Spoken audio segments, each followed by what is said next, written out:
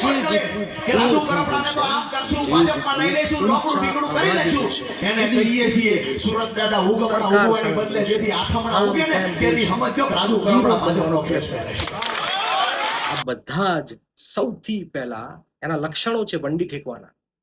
ગુજરાતમાં આપણે તો છેલ્લા 10-15 વર્ષથી તો વધારે જોઈ રહ્યા છે. આપણી સામે ઉદાહરણો ઘણા બધા છે. હાર્દિક પટેલને બધા ઉદાહરણો ઘણા બધા છે. લાંબુ લિસ્ટ છે કે જ્યાને જ્યાને જોરથી અવાજ કર્યો છે, જેને જેને કહ્યું છે કે હું સૂરજ આમથી આમ થઈ જાય પણ હું આમથી આમ નહીં થવું. પણ સૌથી પહેલા એ જ થાય છે. હવે રાજુ કરપડા પણ તમે જોઈ લો કે રાજુ કરપડા આમથી આમ બહુ બોલતા હતા કે હું તો નહીં જઉં, ફલાણું થશે પણ આમ થશે, હું નહીં જઉં, હું તો લડતો રહીશ. પણ મૂળ વાત એ છે કે આજે તેઓ ભાજપમાં જોડાઈ ગયા છે. મૂળ વાત એ છે કે હકીકત આ જ છે.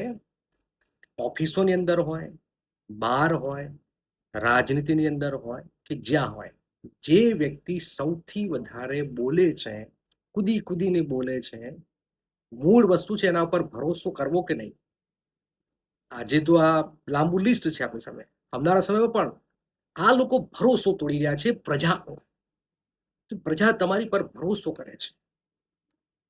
તો આવનારા સમયમાં પણ એ સવાલ થશે કે જે નેતા જોર જોરથી બોલે છે, શું એના ઉપર પણ શંકાની સોય, એના ઉપર પણ શંકા રહેશે કે આ તો અત્યારે બહુ કુદાકુદી કરે છે, પણ કાલે આમથી આમ થયું તો આમથી પાટલી બદલી. શું કેવું છે આપનું?